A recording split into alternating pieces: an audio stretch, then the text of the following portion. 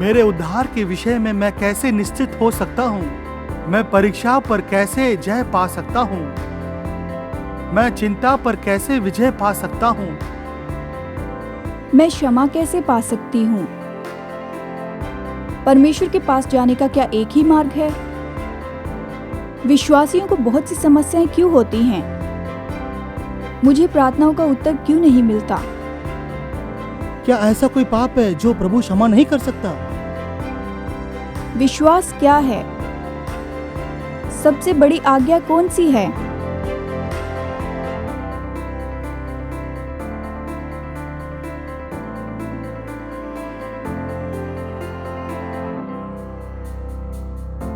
क्या ऐसा कोई पाप है जिसे परमेश्वर क्षमा नहीं कर सकता? ये एक गंभीर सवाल है जो आज बहुत से लोगों को परेशान करता है। अगर आप डर में और संदेह में और परमेश्वर की क्षमा की योग्यता पर संदेह करते हैं, तो हम हारी हुई परिस्थिति में जाते हैं और हमारे मन की शांति चली जाती, भविष्य में कोई आशा नहीं रहती है। हेलो, मैं हूं डेविड जर्मया और टर्निंग पॉइंट में आपका स्वागत है। वर्तमान में हम एक ऐसी सीरीज में हैं जिसका नाम है 10 सवाल जो विश्वासी लोग पूछते हैं। और एक सवाल है जिसके बारे में विश्वासी चिंतित हैं, वो ये है कि क्या ऐसा कोई पाप है जिसे क्षमा नहीं कर सकते। यही आज के संदेश का शीर्षक है, क्या ऐसा कोई पाप है जिसे परमेश्वर क्षमा नहीं कर सकता। जैसे हम इस सीरीज में इन सभी 10 सवालों को देख रहे हैं, हमारे जवाब के लिए हम बाइबल में देखते आ रहे हैं और इसी में से आज हम देखने वाले हैं। जैसे आप जुड़ रहे हैं आज के टर्निंग पॉइंट के इस एपिसोड में।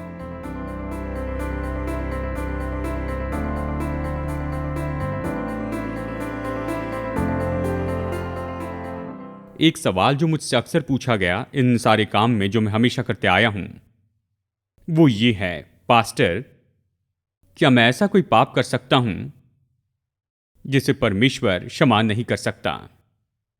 और अक्सर ये सवाल तो भूतकाल में पूछा जाता है। जैसे मैं सोचता हूं कि मैंने ऐसा कुछ किया जिसे परमेश्वर क्षमा नहीं करेगा। मैंने कोशिश की कि परमेश्वर मुझे क्षमा करे, लेकिन उसने क्षमा नहीं किया और मैं खुद को भी क्षमा नहीं कर पा रहा हूं।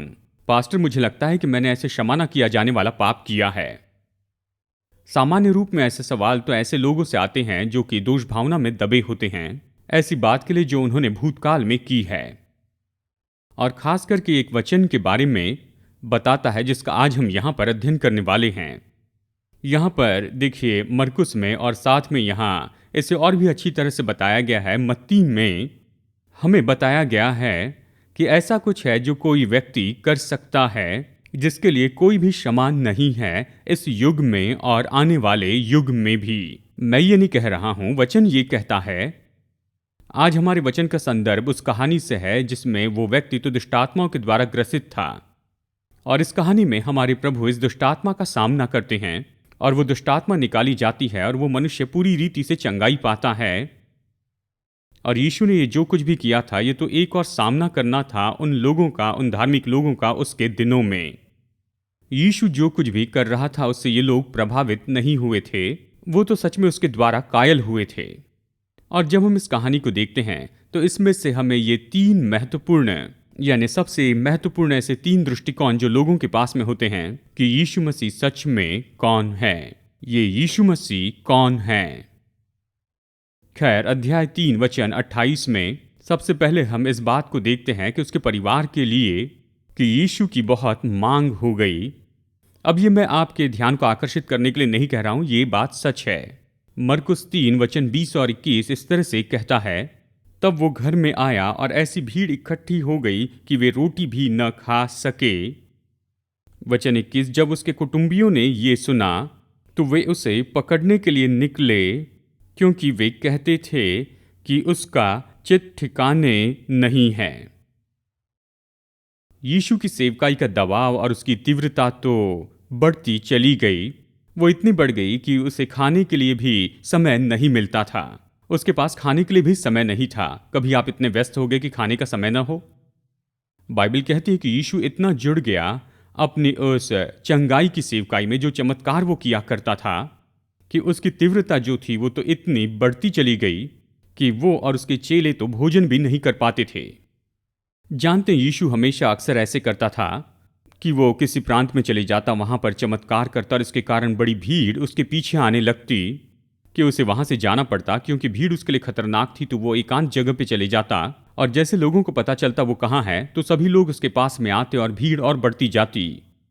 यहां पर इस परिस्थिति में बाइबल कहती है कि भीड़ तो और बढ़ती चली गई और इसके बारे में दबाव बढ़ता चला गया और इस बात की खबर तो नासरत में चली गई जहां पर यीशु रहता था।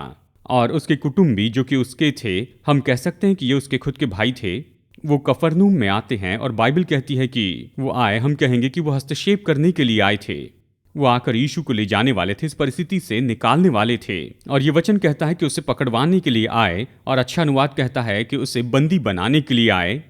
दूसरे शब्दों में उसके भाई कफरनूम में आते हैं कि जबरदस्ती उसे भीड़ में से निकाले और अपने साथ अपने घर लेकर जाए। और हम थोड़ा इसमें आराम कर सकते हैं क्योंकि इसमें कोई संदेह नहीं कि उसके लिए प्रेम के कारण वो ये सब कर रहे थे। मतलब उसकी सुरक्षा की परवाह थी, उसकी परवाह थी। मतलब ये भोजन नहीं कर रहा था, हमें इसे इस परिस्थिति से निकालना है, इसे वहां ले जाना है जहां इसकी देखभाल हो सके। मैं जानता हूं कुछ लोग प्रेम के द्वारा प्रोत्साहित होते हैं। और दूसरा पहलू यह है कि शायद वो उससे शर्मिंदा हुए थे। यीशु को घर ले जाना होगा, वो हमें शर्मिंदा कर रहा है। वो तो बिल्कुल अजीब तरीके से पागल जैसे व्यवहार कर रहा है। आप कहेंगे ये तो उसका खुद का परिवार था, उसके भाई थे। हाँ बिल्कुल, जानते हैं यूहन्ना 7 हमें बताता है कि यीशु की सेवकाई में यहां तक कि उसके भाई भी उस पर विश्वास नहीं कर रहे थे। यूहन्ना 7:5। ये कैसे हो सकता था कि वो मसीहा के रूप में गया और उसका परिवार और उसके भाई नहीं जानते थे वो कौन है और उन्होंने उस पर विश्वास नहीं किया, और वो ये सारे चमत्कार कर रहा था और लोगों से दुष्ट आत्माओं को निकाल रहा था। वो उसे लेने के लिए आए, हमें इसे घर लेकर जाना होगा, नहीं तो ये और शर्मिंदा करेगा। अब देखिए, ये बुरा है कि किसी पर विश्वास न करे, लेकिन उन्होंने केवल अविश्वास नहीं किया, लेकिन उन्होंने सोचा कि ये पागल हो गया है। यीशु के भाइयों ने सोचा कि वो पागल है और उन्होंने कहा कि इसका चित ठिकाने नहीं है। ये पागल होने के लिए अच्छा शब्द है। कितने लोग जानते हैं अगर आप यीशु के पीछे चलते हैं तो जल्दी लोग सोचेंगे कि आप पागल हो गए हैं। बहुत से लोग आज सोचते हैं कि इवेंजेलिकल लोग पागल हैं। वो सोचते हैं हम पागल हैं क्योंकि हम बाइबल के यीशु पर विश्वास करते हैं। और इससे हमें चौंकने की बात नहीं, क्योंकि यीशु के बारे में ऐसे ही सोचा, उसके चेलों के बारे में ये सोचा। आपको याद है थिस्तुस के सामने जब पौलुस को परखा गया, थिस्तुस ने कहा कि पौलुस तुम पागल हो गए हो, तुम आपे में नहीं हो। उसने कहा ज्यादा पढ़ाई ने तुम्हें पागल कर दिया है, पौलुस तुम लाइब्रेरी में ज्यादा समय बिता रहे हो। और वो यीशु के बारे में इस तरह से कह रहे थे। आज के शब्दों में हम ये कह सकते हैं कि यीशु बहुत ही उग्र हो गया। आपके मन में क्या आता है जब मैं कहता हूं कि ये तो उग्र है? चलिए मैं आपको बताऊं उग्र के बारे में मैं क्या सोचता हूं। और मुझे लगता है ये सुनने के बाद में इस कमरे के बहुत से लोग सोचेंगे कि आप भी एक उग्र व्यक्ति हैं। मैंने हाल ही में इसे पढ़ा माइक बेरेट के लेख से।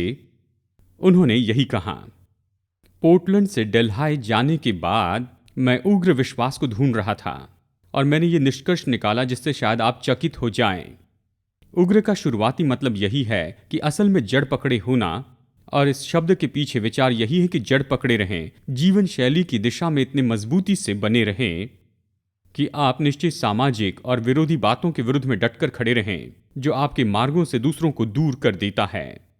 ये तो इतना नहीं कि बस बदलाव के लिए कोई जबरदस्ती होती है, लेकिन खुद को और दूसरे लोगों को असल में जो मार्ग नियुक्त किया था उसमें वापस लाना है। और इस उदाहरण के कारण ऐसा ये जो उग्र विचारधारा है वो तो बहुत से ऐतिहासिक लोगों में पाई गई है। ऐसे लोग जो मनुष्य के अधिकार और धार्मिक बदलाव के लिए खड़े रहें। और आज जो कोई भी मसीह यीशु के व्यक्तित्व और उसकी शिक्षा के बारे में सुनता है, जबकि ये तो ऐसे भगाने वाली मानवता है, अन्य जाति की बातें हैं, इसमें उग्रता की यही परिभाषा है। ये तो सच में अपने घर को चट्टान पर बनाना है जो पारंपरिक तूफान में कभी नीचे नहीं गिरता है। यानी उग्र होना मतलब अपने आप को वापस उस पवित्र मार्ग में लेकर आना है और परंपरा के ये सारे जो बहाव है उनके विरुद्ध में डट कर खड़े रहना है। तो लोगों में आपके सामने ये मान लेता हूं कि मैं उग्र व्यक्ति हूं, मैं उग्र व्यक्ति हूं। उग्र मतलब सच्चाई के लिए खड़े रहना है, उनके विरुद्ध में खड़े रहना है जो सच्चाई को दूर करना चाहते या आपको सच्चाई से दूर करना चाहते हैं। और इस दृष्टिकोण से यीशु तो निश्चय ही उग्र व्यक्ति था, लेकिन वो पागल नहीं था। उसके परिवार के लिए यीशु की ज्यादा मांग की गई, लेकिन आगे और भी बुरा है, उसके लोगों के लिए यीशु दुष्टात्मा से भरा था। मेरे साथ में फिर से पढ़िए वचन 22 से। शास्त्रियों ने उस पर दोष लगाया कि वो तो दुष्टात्माओं से ग्रसित है। शास्त्री भी जो यरूशलेम से आए थे ये कहते थे कि उसमें यानी यीशु में शैतान है। अब देखिए यही हुआ। यीशु की सेवकाई कफरनहूम में ऐसी थी कि यरूशलेम के जो धार्मिक लोग थे उनका ध्यान उसकी ओर चला गया। यीशु जो कर रहा था उन्होंने सुना कि वो बीमारों को चंगाई देता है, दुष्टात्माएं निकालता है और लोग बड़ी भीड़ में उसके पीछे आ रहे हैं। और वो इसे जांचने के लिए कफरनहूम में आए और ये शास्त्री कफरनहूम में बिल्कुल उसी समय आए और देखा कि यीशु ने इस व्यक्ति को दुष्टात्माओं से आज़ाद किया। और शास्त्रियों ने देखा कि यीशु तो बहुत ही अस्वाभाविक चमत्कार कर रहा है और उसने ये किसी बहुत ही अलौकिक सामर्थ्य के द्वारा किया है। और इस पर कोई सवाल पूछने के बजाय सीधा उन्होंने यीशु पर दोष लगाया कि वो तो ग्रसित है। वो दुष्टात्मा से ग्रसित नहीं, वो बेल्ज़ेबब से ग्रसित है जो कि उड़ने वालों का ईश्वर है। दूसरे शब्दों में इसे शैतान कहते हैं। तब लोग एक अंधे गूंगे को जिसमें दुष्टात्मा थी उसके पास लाए। अब इसे गौर से सुनिए। वो अंधा और गूंगा था और यीशु ने उसे अच्छा किया, यानी वो अंधा और गूंगा बोलने और देखने लगा। इस पर सब लोग चकित होकर कहने लगे, ये क्या दाऊद की संतान है? परंतु फरीसियों ने ये सुनकर कहा, ये तो दुष्टात्माओं के सरदार बलजबूब की सहायता के बिना दुष्टात्माओं को नहीं निकालता है। इस व्यक्ति की चंगाई यानी यीशु ने यहाँ पर इस व्यक्ति में से दुष्टात्मा निकाली, ये तो इतनी अद्भुत थी, ये तो बहुत ही अद्भुत थी। अब तक ऐसी कोई भी बात नहीं हुई थी और लोग चकित हो गए और उन्होंने उसी समय कहा, यह बिल्कुल सही है। क्या ये दाऊद की संतान है? दूसरे शब्दों में क्या ये वही मसीहा जिसके हम राह देख रहे हैं? क्योंकि पुराने नियम में भविष्यवाणी थी कि जब मसीहा आएगा तो वो बहुत ही अद्भुत काम करेगा जो कि यीशु ने अभी किया था और इस्राएल में उन्होंने इसके जैसे पहले कभी कोई बात नहीं देखी थी। निश्चय ही यही तो दाऊद की संतान होगा, निश्चय ही यही तो मसीहा होगा। और जब शास्त्रियों ने इसे सुना तो वो बहुत ही क्रोधित हो गए। उन्होंने कहा, ये सच है कि हमने चमत्कार देखा है, ये सच है कि ये बहुत ही बड़ा और अद्भुत चमत्कार है, लेकिन इस चमत्कार को ये नहीं कह सकते कि ये दाऊद की संतान का चमत्कार है। ये ऐसा चमत्कार है जो किया गया है बेल्ज़ेबूब की सामर्थ के द्वारा, यानी शैतान की सामर्थ से। ये तो शास्त्रियों का आरोप था। अब देखिए यहाँ पर यीशु इस मुद्दे से निपटता है। क्या आपने कभी ये खेल खेला है? मुझे नहीं लगता कि ये खेलना बहुत अच्छी बात है, लेकिन एक आध बार कभी ये खेल खेलना तो ठीक है। अगर आप यीशु की जगह होते तो आप क्या करते? मतलब ये धार्मिक लोग यरूशलेम से वहां पर आए थे, आपको अब तक के सबसे बड़े चमत्कार को करते हुए देखते हैं और फिर कहते हैं ये तो दुष्टात्मा की सामर्थ्य से है। और आप यीशु, आपके पास में पूरी सामर्थ्य जो सर्वशक्तिमान परमेश्वर से आती है। यानी मैं सोचता हूं तुम्हें किसी को निकालते हुए देखना है तो चलो देखते हैं, मैं तुम सबको निकाल देता हूं। ऐसा कुछ दिखाऊंगा जिसका इनकार नहीं करोगे। जानते हैं यीशु ने क्या किया? हाँ, ये मुझे चौंकाता है। उसने वहां पर उनसे कोई भी बहस नहीं की और वो अपना मुद्दा रखता है। मैं चाहता हूं कि आप देखिए कि उसने उनसे क्या कहा था। वो उन्हें उत्तर देता है। सबसे पहले वो एक सवाल पूछता है। ये एक अच्छा तरीका है कि उनसे बातें करें जो आपके विरुद्ध में कहते हैं, उनके ऊपर कोई भी दोष लगाए बिना आप उनसे सवाल पूछे, उनसे पूछे। उसने उनसे दृष्टांत में बात करके कहा कि शैतान कैसे दूसरे शैतान को निकाल सकता है, और इस सवाल का कोई जवाब नहीं था और यीशु इसे साबित करना चाहता है और वो यहां पर 3 वाक्यों में सबूत देता है कि अपने मुद्दे को बता सके। सबसे पहले उसका पहला उदाहरण तो सांसारिक उदाहरण है। उसने कहा, तुम कह रहे हो कि शैतान शैतान को निकालता है, तो चलो मैं सांसारिक दुनिया से तुम्हें उदाहरण देता हूं। यीशु ने कहा, जिस राज्य में फूट होती है वो उजड़ जाता है। ठीक है, मैं इसे समझ गया। फिर वो सांसारिक उदाहरण से सामाजिक उदाहरण में आता है। कहता है, कोई नगर या घराना जिसमें फूट होती है बना न रहेगा, वो घर बना न रहेगा। यानी सांसारिक उदाहरण तो यहाँ पर राज्य का है और सामाजिक उदाहरण तो परिवार का है। और अब वो आत्मिक उदाहरण देकर इस तरह से कहता है, और वो कहता है, यदि शैतान ही शैतान को निकाले तो वो अपना ही विरोधी हो गया, तो उसका राज्य कैसे बनेगा? मतलब उसका अंत है, दूसरे शब्दों में वो खत्म हो गया। तो यीशु अपना मुद्दा कहता है, तुम जो ये कह रहे हो कि मैं शैतान की मदद से शैतान को निकालता हूं, इसका सांसारिक दुनिया में कोई भी अर्थ नहीं है, ना सामाजिक दुनिया में, ना आत्मिक दुनिया में। ये काम नहीं करता है। और आखिर में उसका अंतिम मुद्दा तो बस यही था, ये तो बहुत ही अद्भुत बात है। वो कहता है कैसे कोई मनुष्य किसी बलवंत के घर में घुसकर उसका माल लूट सकता है जब तक कि पहले वो उस बलवंत को न बांध ले, और तब वो उसका घर लूट लेगा, चीजें छीन लेगा। अब देखिए यीशु क्या कहता है। शैतान के घर में प्रवेश करके यीशु ने शैतान को बांधा और उसके बंधुआई में पड़े लोगों को आजाद किया। यीशु ने तत्वज्ञान के मुद्दे को यहां पर रखा कि शास्त्रियों के दोष का जवाब दे सके, और उन पर क्रोधित होने के बजाय वो तो बड़ी शांति से, बड़े समझदारी से उनके साथ कारण बताता है और उनकी बोलती बंद कर देता है। कहने के लिए कुछ नहीं रहता। खैर मैं बताऊं, इस उदाहरण के द्वारा यीशु क्या कह रहा है ये हमें आशा दे इस संसार में जिसमें अभी हम जी रहे हैं। यहां तक कि सबसे बड़ी दुष्टात्मा भी यीशु के शब्दों से भाग जाती है। इसका मतलब यही है कि वो शैतान से सामर्थी और सभी दुष्टात्माओं को जोड़ने पर भी सामर्थी है। यीशु ने उस बलवंत को बांध लिया, उसके घर को लूट लिया, और ऐसा करते हुए ये नए नियम के एक मेरे पसंदीदा वचन की ओर मुझे लेकर जाता है। पहला यूहन्ना 4:4 कि जो तुम में है वो तो उससे भी बड़ा है जो इस संसार में है। दोस्तों, आपको डरने की जरूरत नहीं है शैतान और उसकी दुष्टात्मा से, अगर आप यीशु के साथ में जुड़े हैं तो, क्योंकि जो आपके अंदर में है वो तो उनसे भी बड़ा है जो बाहर में है। यानी अपने परिवार के लिए देखा जाए तो यीशु की मांग ज्यादा थी और उसके लोगों के लिए वो दुष्टात्मा से भरा था। अब यहां पर मैं इस कहानी के भाग में आया हूं जिसे हमने शुरू किया है। उसके अनुयायियों के लिए वो अलौकिक था। यीशु यहां पर यह साबित करता है कि आप यीशु के पीछे चलने के लिए जरूरी है कि आप कुछ बातों पर विश्वास करें। आपको विश्वास करना है यीशु परमेश्वर है, और आपको यह विश्वास करना है कि यीशु ही परमेश्वर का पुत्र है। अब देखिए वो किस तरह से समझाता है उन शास्त्रियों को जो उसके विरुद्ध में थे, जो उस पर ये सारे दोष लगा रहे थे। वचन 28, मैं तुमसे सच कहता हूं कि मनुष्य की संतान के सब पाप और निंदा जो वे करते हैं क्षमा की जाएगी, परंतु जो कोई पवित्र आत्मा के विरुद्ध निंदा करे वो कभी भी क्षमा न किया जाएगा, वरन वो अनंत पाप का अपराधी ठहरता है, क्योंकि वे ये कहते हैं कि उसमें अशुद्ध आत्मा है। आज के हमारे इस पाठ का ये जो आखिरी वचन है, यही तो स्रोत है उन सारे विश्वास में जिन लोगों के मन में गलतफहमी है उसके लिए, और इसे कई बार गलत सिखाया भी गया है, और इसके कारण बहुत से लोगों ने दुख भी उठाया है। इस वचन का अंतिम वाक्य बताता है कि यीशु ने ये सब कुछ क्यों कहा था।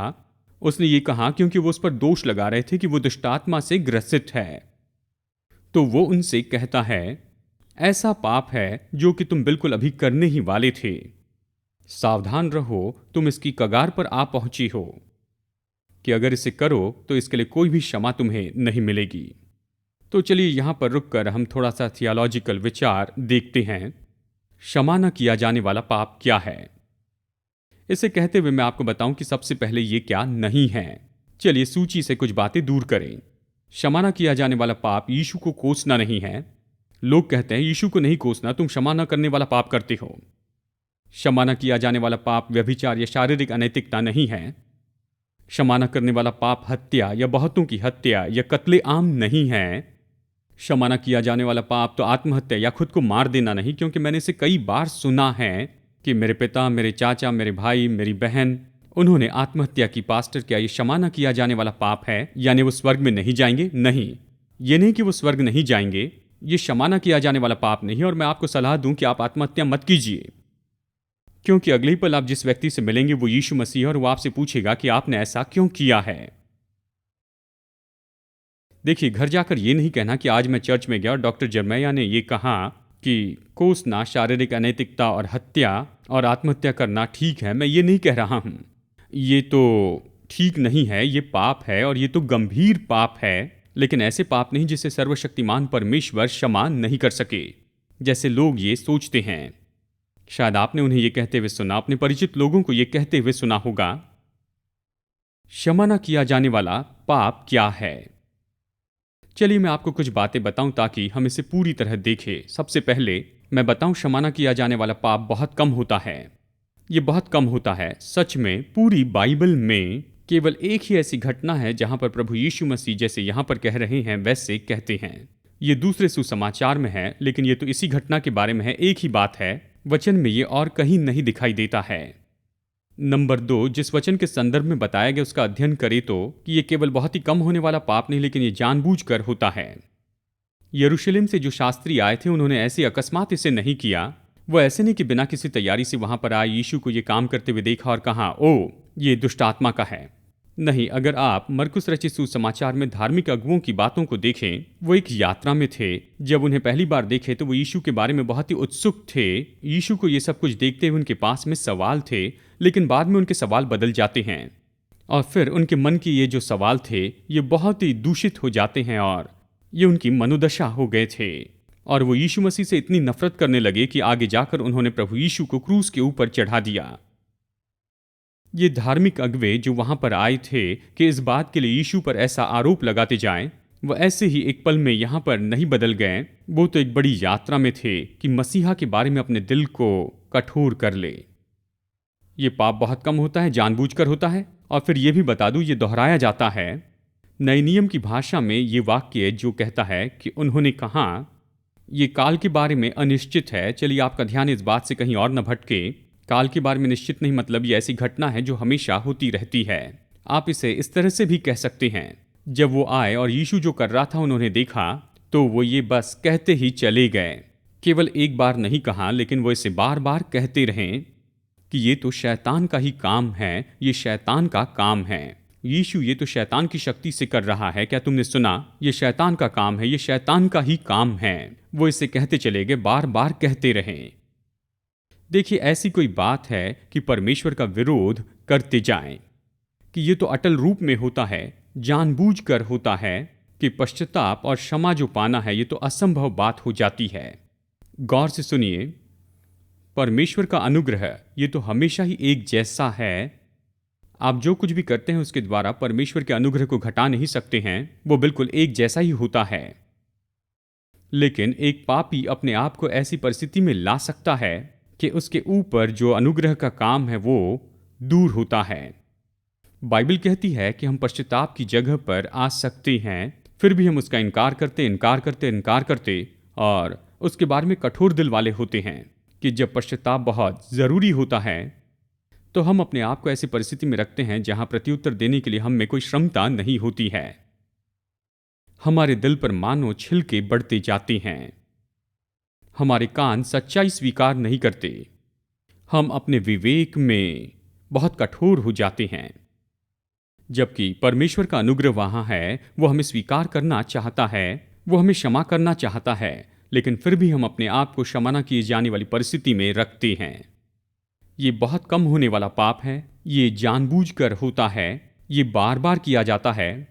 और नंबर 4, ये धार्मिक पाप होता है।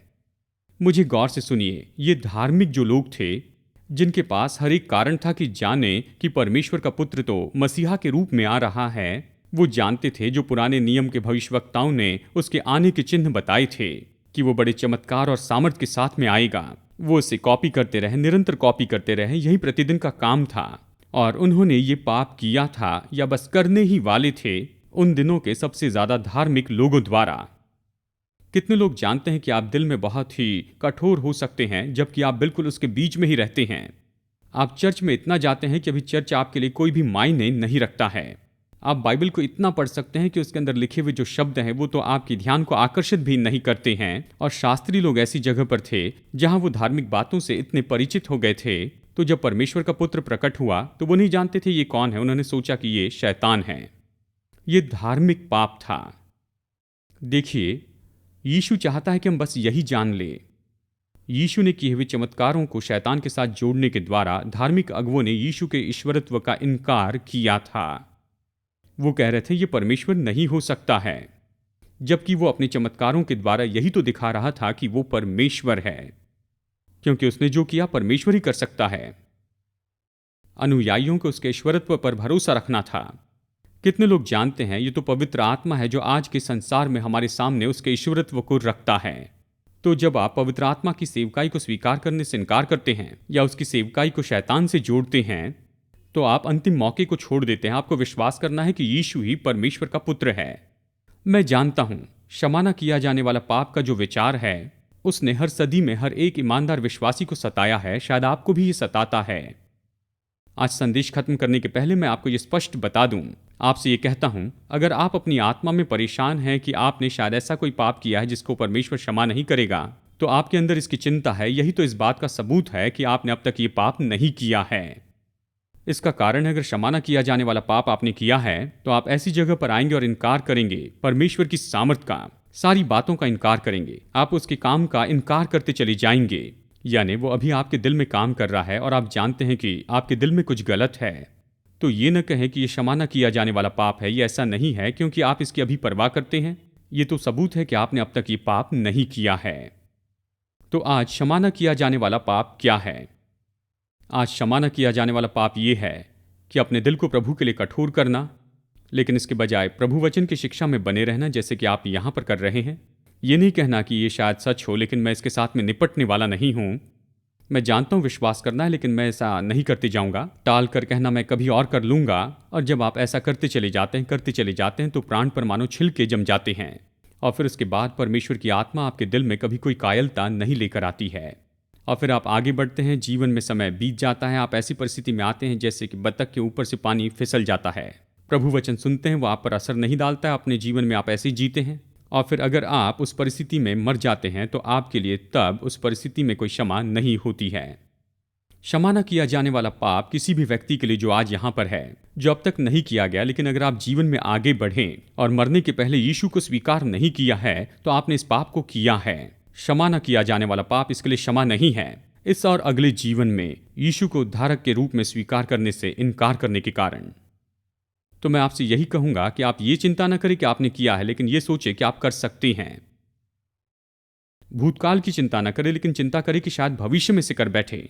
अगर आप निश्चित नहीं है कि आप एक विश्वासी और आपने यीशु को अपने दिल में उद्धारकर्ता के रूप में स्वीकार किया, अगर आप यहां से बाहर जाते हैं और आपका एक्सीडेंट होता है या फिर हार्ट अटैक आता है, तो आपने क्षमा न किया जाने वाला पाप किया है। आपको क्षमा नहीं मिल सकती। मृत्यु के बाद दूसरा मौका नहीं मिलता है। मृत्यु तो अंतिम बात है। मसीह के लिए जो कुछ भी करना है वो इस जीवन में करना है। यीशु वही है जिसका दावा किया है, वो परमेश्वर का पुत्र है, वो हमारा छुड़ाने वाला है। वही तो है जो आया है कि हमें अपनी महिमा में लेकर जाए। आप उस पर भरोसा रख सकते हैं, अनंत काल के लिए उसके ऊपर भरोसा रख सकते हैं।